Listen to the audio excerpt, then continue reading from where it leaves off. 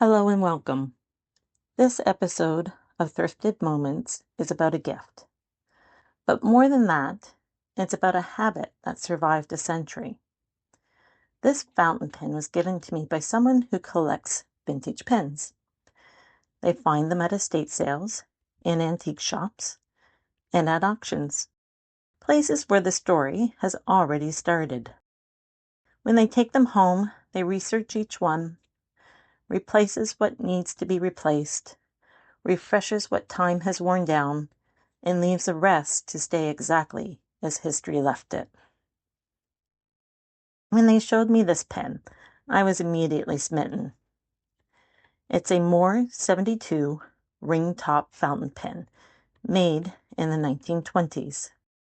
Small, slender, barely over 4 inches long without the ring. A size that, at the time, was often marketed as a lady's pen. Ring-top fountain pens were designed to be worn, attached to a chain or ribbon, tucked into a pocket, or worn as a necklace. Because of their smaller size, most advertisements leaned heavily into gendered language, selling them mostly to ladies, though I did find some period ads that didn't mention a specific market, or at least one ad where a similar ring top was sold as part of a student set, paired with a pencil. So even back then, these pens were crossing categories: jewelry, tool, companion. What truly caught my eye, though, wasn't the size. It was a wear on the cap. There's a soft patch where the pattern has darkened. Not damaged, not neglect. It looked like someone had spent years twirling this pen between their fingers, absently, thoughtfully, maybe while listening or waiting or thinking. It felt intimate, unintentional, human. So I found an old, long chain and wore it to work. And that's when something unexpected happened. Throughout the day, without thinking about it, I started twirling the pen in my fingers, over and over.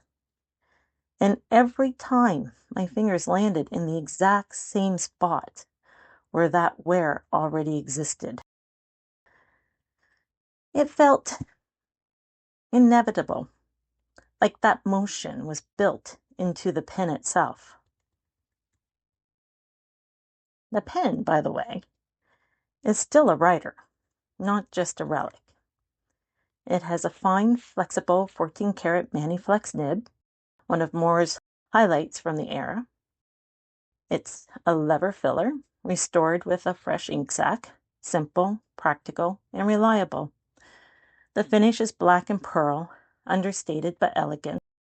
The number 72 is stamped into the end of the barrel. Quiet but confident. Moore pens don't always get the same attention as some of the big-name manufacturers at the time. But as one collector put it on Reddit, Moores are pretty underrated pens. The ones from this period are excellent. And the history backs that up. The Moore Pen Company was based in Boston and began in 1899 as the American Fountain Pen Company. Their first major success was a safety pen called Moore's Non-Leakable Fountain Pen, a design that stayed in production for nearly 30 years.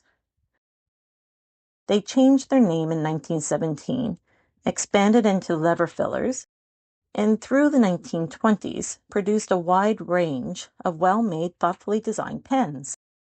Moore competed with the biggest companies of the era, not always with flashy originality, but with solid craftsmanship.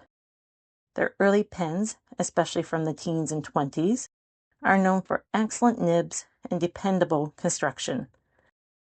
By the time this Moore 72 was made, the company was in its stride. But what I love most about this pen has nothing to do with the nib or its materials or even its history on paper. I love that it carries a muscle memory. Someone, 100 years ago sat somewheres, maybe a desk, maybe a classroom, maybe a kitchen table, and twirled this exact pen the same way I do now. Not as a deliberate act, but as a quiet habit. A small motion repeated thousands of times, leaving a mark. That mark survived moves, hands, decades, and now it's here, matching my own without effort.